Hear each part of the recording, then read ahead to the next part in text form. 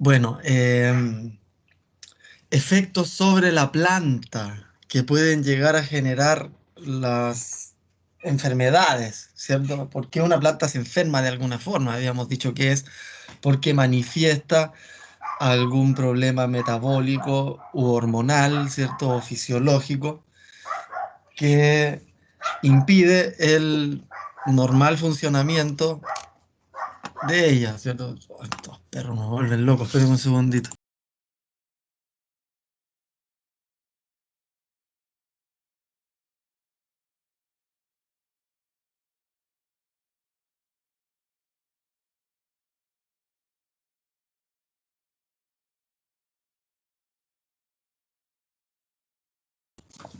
Ya. Entonces, uno de los efectos principales que nos va a disminuir la actividad metabólica de las plantas o su fisiología normal va a ser la disminución de la fotosíntesis, ¿cierto? Su efecto es la disminución de la fotosíntesis, ya sea porque se están perdiendo hojas verdes, ¿cierto? Estamos disminuyendo, ¿cierto? El área foliar requerida para la fotosíntesis, a veces porque hay toxinas del patógeno que generan necrosis eh, y se pierde tejido o porque los micelios o las estructuras reproductivas del organismo están creciendo por sobre esa misma área fotosintéticamente activa. Entonces, de alguna u otra forma va a disminuir la fotosíntesis, ¿cierto? O también por el cambio en color, ¿cierto? Muchos de los virus generan lo que se llama clorosis, ¿ya? Eso va a disminuir también la capacidad fotosintética de una planta. Eh, entonces, por todo eso,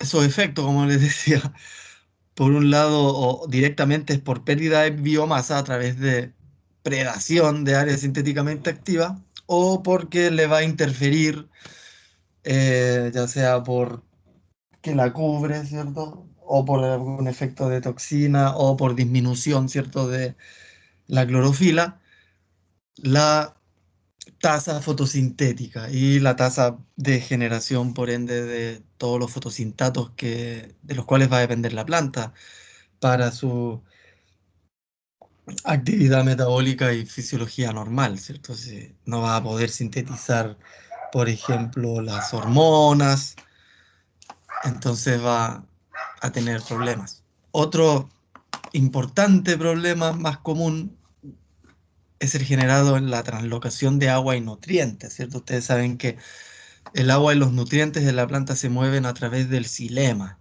ya es unidireccional, ¿cierto? Desde las raíces, pasando por el cuello, la corona, ¿cierto? Que es donde cambia la disposición, ¿cierto? Del xilema y el floema eh, hacia el tallo y después el crecimiento secundario como una arbustiva o arbórea.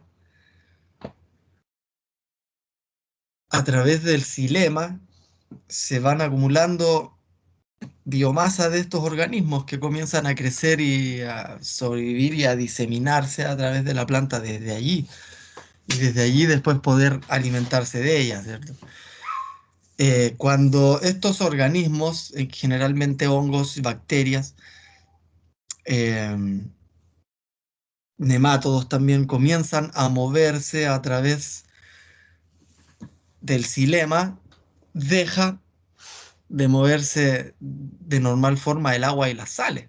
Entonces uno puede encontrar plantas en los horarios de mayor calor, ¿cierto? De más radiación solar, eh, hojas todas caídas, todas marchitas, ramas marchitas, eh, y no todo el cultivo, ¿cierto? O no toda la planta. Entonces por eso se muestra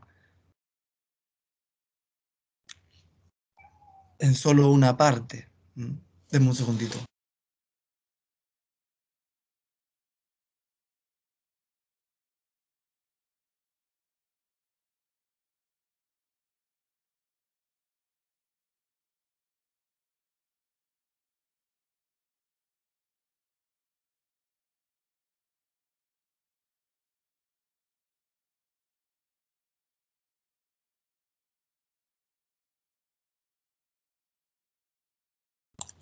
Lo siento, pero esto de vivir en un zoológico, se me meten más bulla los animales. Uf. Aquí tengo tres gatos que están acá encima, pero los gatos son más calladitos, ¿cierto? Pero la otra perra chica odiosa, la verdad me vuelve loco. Me desconcentran sus ladridos.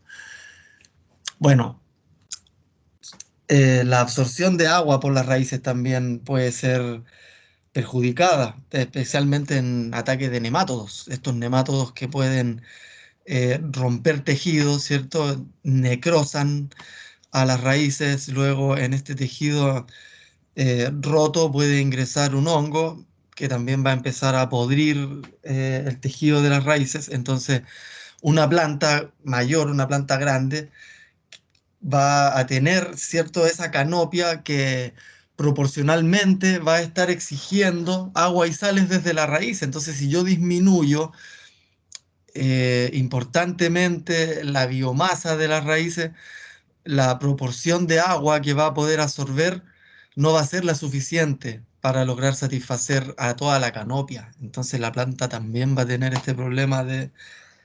eh, se va a ver más marchita, ¿cierto? En las horas de más sol, o directamente va a dejar de crecer. Eh, en general, una planta cuando las raíces se le empiezan a podrir ya está condenada, como cuando les decía, uno cuando se da cuenta, ¿cierto?, de enfermedades de, por ejemplo, bacterias fastidiosas o hongos que crecen en el xilema y uno se da cuenta por un cambio de color en el cuello, ¿cierto?, de la planta, ya no hay mucho que hacer, ya es tarde, ¿cierto? Entonces lo que deberíamos haber hecho fue prevenir eso.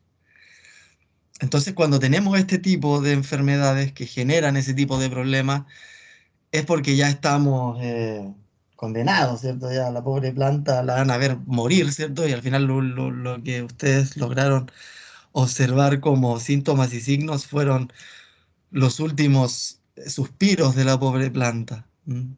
Que se manifestó diferencialmente de las otras, ¿cierto? Así uno se da cuenta también en general, ¿cierto? Si está todo el cultivo mal, o es una enfermedad muy terrible, o es otro tipo de problema fisiológico debido a alguna mala aplicación o algo climático, no sé, pero cuando uno se da cuenta que es una o dos plantas o una o dos ramas dentro de la planta, ahí es cuando salta, ¿cierto?, la inquietud o la alarma de que hay algún problema fitopatológico. Em, Lo mismo, translocación de agua y nutrientes, tiene que ver justamente con la translocación de agua por el xilema, si quieres seguir hablando de lo mismo. Efectos en la transpiración también, cuando les digo hay una disminución del área fotosintéticamente activa, o sea, por cubrimiento, o por toxicidad, o por eliminación, la misma planta, ¿cierto? Reacciona eliminando tejido que está muy afectado, eso es lo que se llama tiro de munición, por ejemplo. Entonces ahí hay una menos capacidad de evapotranspirar, entonces va a cambiar también ese proceso. Lo va a hacer en otra taza, va a estar, recuerden que una planta mientras más evapotranspira, más está también absorbiendo nutrientes del suelo. Entonces, una planta que limite su evapotranspiración va a estar también limitando esa capacidad de absorber agua y sales del mismo suelo. Y en el floema, directamente cuando se mueven los fotosintatos, ¿cierto?, a través de toda la planta por el xilema, son muchos los patógenos que buscan alimentarse del xilema, porque, o sea, del floema, porque es el floema el que lleva lo que es la savia elaborada, esto es la que contiene la mayor cantidad de nutrientes, es la que va a llevar las proteínas, es el que va a llevar los azúcares, entonces en general es de ahí de donde se van a estar alimentando los patógenos. Y muchos también elementos que tienen que ver con el funcionamiento fisiológico hormonal de las plantas, está dado por movimiento de moléculas a través del floema. Entonces, si en algún sector de la planta, por ejemplo, ustedes saben que las auxinas se forman en tal parte de la planta, ¿cierto? Pero generan efectos en otra, ¿cierto? Como la dominancia apical eh, o el crecimiento secundario de las ramas, ¿cierto? Por gibberelinas que se generaron en las raíces. Pero si tenemos un problema de infección o un organismo que va a estar atacando al xilema en alguna parte, en algún lugar, o sea, al floema, perdón, en algún lugar, en alguna parte, este no se va a poder translocar a través del floema como corresponde y la planta va a empezar, por ende, también a manifestar ciertos cambios en su comportamiento, en su fisiología, justamente porque hubo una interferencia en, en el floema, ¿ya? Como vimos también en la clase anterior, esto lo puede generar hongos, bacterias, nematodos, virus, viroides o fitoplasmas. Y ahí hay una foto de los distintos tamaños dentro de una célula vegetal. También vimos algo de morfología de estos organismos. Eh, todos los organismos se clasifican según la misma nomenclatura, ¿cierto? La nomenclatura binominal presentada por Linneo, ¿cierto? Eso lo hemos visto también antes. Eh, en el caso de una enfermedad clásica, ¿cierto? Que ustedes la pueden encontrar en todos los refrigeradores, ¿cierto? Y de hecho es el pelito que vemos arriba del zapallo cuando queda muchos días abierto. Es el Rhizopus stolonifer.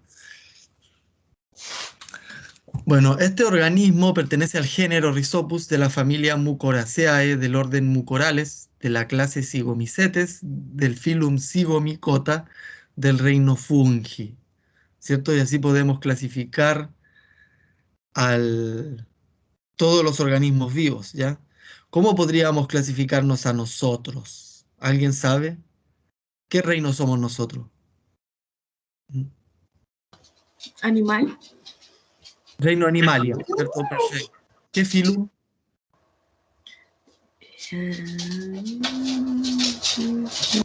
¿Cordados? Phylum Chordata, muy bien, somos cordados.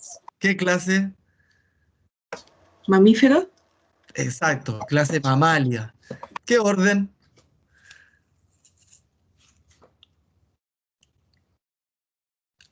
Vamos, vamos. ¿A quién se le ocurre? ¿Qué somos nosotros? Somos primates. Entonces es el orden Primatia. ¿Qué familia? ¿Qué familia somos nosotros? ¿Homo? No, ese es el género. Ay, ¿Qué familia somos? Andamos re perdidos, ¿ah? Una sola compañera se puso a explicar reclasificación taxonómica humana. No, no pueden andar tan perdidos, ¿cierto? Si estamos hablando de seres vivos, tenemos que al menos entender qué tipo de ser vivo somos nosotros, ¿cierto? La familia se llama homínide. Nosotros somos los homínidos. Recuerden, por eso nos diferenciamos de los póngidos, ¿cierto? Que son los otros monos. Han existido al menos 7 especies de homínidos, ¿ah? Para la biología y para la antropología actual. Ya no, ese cuento de que hay un solo tipo de humano, no, hace rato que no, ¿cierto? De hecho, ya se está hablando de una octava especie de humano que alguna vez existió, y solo todos esos pertenecen a la familia homínide y al mismo género, efectivamente, que es el Homo, ¿ya?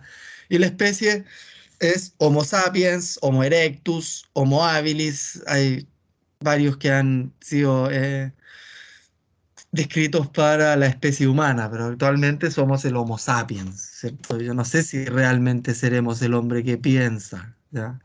Creo que eso lo podemos discutir, pero efectivamente nuestra especie, como está genéticamente diferenciada del resto hoy en día, podemos decir que somos sapiens, al menos hasta un 86% eh, de nuestro genoma, porque se sabe que el otro 14% puede llegar a ser neandertalis. No sé si ustedes han... Estas son cosas que yo les hablo, ¿cierto? Son pelas de cable al final. A lo mejor no tienen mucho que ver con el tema, pero igual tienen que ver con el tema, ¿cierto? Porque somos científicos, ¿cierto? Tenemos que saber estas cosas ya. Pero en esta investigación respecto a la mezcla de neandertalis en la mayoría de los humanos es súper reciente, creo que no tiene ni 2 años, ¿ya? Anótenlo por ahí, búsquenlo, ¿cierto? Tenemos mezcla de Neandertal y están por ahí los papers y es fascinante, ¿cierto? Saber que en realidad estamos bien mezclados, ¿cierto? De hecho, hay gente que uno los ve a la cara y se da cuenta que son nuevos Neandertal. No, no, mentira. Pero hay de todo, ¿ah? Entonces somos una mezcla muy rica. Ya, imagínense que ya desde el 2002 y desde el eh, 2002 también, sí. em, el Ku Klux Klan tuvo que tirar sus eh, gorros y quemarlos porque ya no tenía ningún sentido lo que ellos estaban planteando, ¿cierto? Si venían los científicos a decirles que veníamos todos de los negros de África, del centro de África, de ahí venimos todos, ¿cachai? Eso es lo que dice la ciencia. Se volvieron locos los del Ku Klux Klan, pues imagínense. Pero así es la ciencia, pues, ¿no? O sea, no a todo el mundo le gusta, ¿cierto? Trump hasta hace poco decía que el cambio climático es mentira, ¿cierto? Pero en algún momento se va a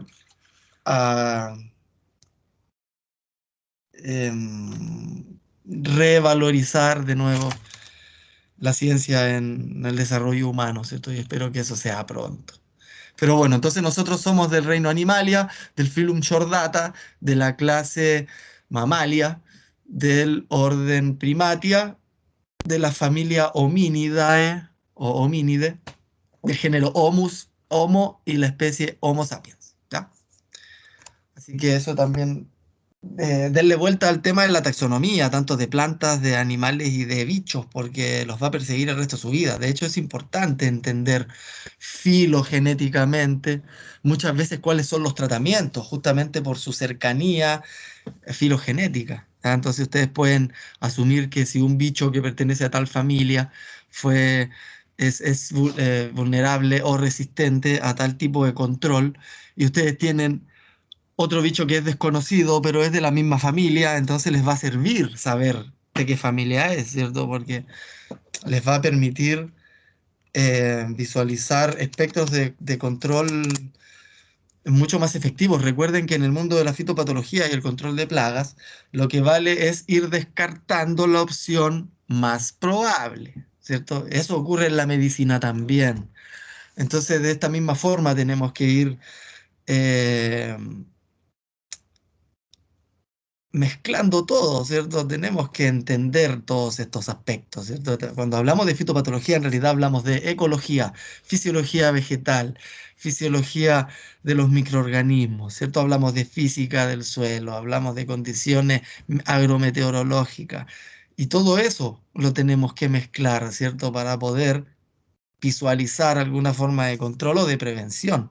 Porque como bien les he dicho más de una vez, en general, en temas de fitopatología, uno se da cuenta cuando es tarde, ¿ya? Y no queremos llegar a eso. ¿Por qué? Porque es caro implementar un sistema agrícola, un sistema frutícola de alta producción, ¿cierto? En muchas hectáreas.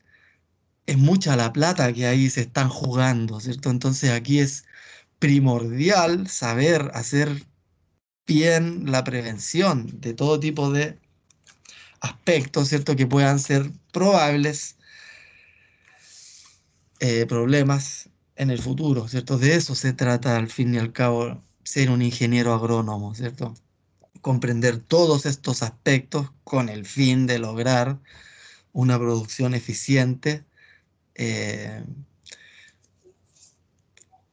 considerando efectos estocásticos, ¿cierto? Porque no podemos en realidad controlar mucho tampoco, ¿cierto? El clima no lo podemos controlar, la resistencia de las plagas tampoco las podemos controlar, un montón de cosas que no vamos a poder controlar, pero sin embargo, sí hay otras que vamos a poder comprender y mientras más lo podamos integrar una con la otra, mayor va a ser el abanico, el espectro de posibilidades que ustedes van a poder visualizar, ¿cierto? Y eso es clave aquí, ¿cierto? Es clave, es importantísimo. Bueno, aquí hay fotos, ¿cierto? De enfermedades abióticas, ¿cierto? Que ustedes se van a encontrar daños de heladas, daños de quebrazón por congelamiento, ¿cierto? Necrosis, eh, distintos daños que es solo por helada. Imaginen, solo por bajas temperaturas, ¿ya? Anoche es muy probable que haya caído una helada, ¿cierto? Van a poder ir a ver estas cosas a las plantas más rato. Eh, por altas temperaturas, ¿cierto? Eh, por mucho, cuando hace mucha calor, ¿cierto? No necesariamente mucha luz, se generan desórdenes fisiológicos importantes, ¿cierto? Bien conocidos, como el escaldado, ¿cierto? En los ajíes, en los pimentones, el corazón acuoso en las manzanas, ¿cierto? En las peras también se da. Tiene que ver justamente con estos problemas de temperatura en el campo. Uno después encuentra eso y dice, ¿pero qué enfermedad, qué bacteria fastidiosa es esto, ¿cierto? ¿Qué hongo es esto? Y no, simplemente es acumulación de fotosintatos por alta temperatura, por poco movimiento, ¿cierto? Debido a la alta temperatura. Y no tiene nada que ver con un organismo patógeno eso, ¿cierto? Y todos estos que estamos viendo aquí, ¿cierto? Efecto mucha luz, poca luz es diolación, ¿cierto? Mucha luz es caldado, ¿cierto? Eh, por baja humedad, ¿cierto? Eh, Imagínense una planta toda seca, toda marchita, se ve toda enferma la pobre, ¿cierto? O por demasiada humedad, ¿cierto? Empieza el pudrimiento del cuello, ¿no? El amarillamiento también en las hojas también es por exceso de humedad, esa necrosis. Por poco oxígeno, que tiene que ver muchas veces con mucha agua en el suelo implica condiciones de anoxia en raíces o en tubérculos, entonces genera esos problemas como el corazón negro en la papa. A todos nos debe gustar mucho las papas fritas, supongo que, no sé, el 90% de la gente del mundo les deben gustar las papas fritas. Eh, todos nos hemos encontrado con una papa así, con el centro negro, ¿cierto? Eso es por problemas de... Y siempre preguntándonos, pero ¿qué bacteria es esto? ¿Qué nematodo es esto? Y no, simplemente fue un desorden fisiológico por poco oxígeno. ¿Mm? O daños a veces con nosotros los humanos, ¿cierto? Que tratando de conducir nuestras plantitas les ponemos amarres, ¿cierto? Y que esos amarres después nos generan problemas importantísimos en el movimiento del floema, ¿cierto? Eh, o a peor un alambre, ¿cierto? Que le ponemos que queda de anillado, o un incendio, ¿cierto? Cuando hacemos una fogata cerca de un tronco o un caso muy común que es el superenrollamiento de las raíces en las macetas, ¿cierto? Macetas o bolsas. Cuando queremos hacer el trasplante, está toda enrollada. Es muy recomendable, ¿cierto? Soltar las raíces o las raicillas al menos de alrededor cuando se hace un trasplante para evitar justamente eso, ¿cierto? Eso es un problema bien importante y las plantas dejan de crecer. Justamente por eso, ¿verdad?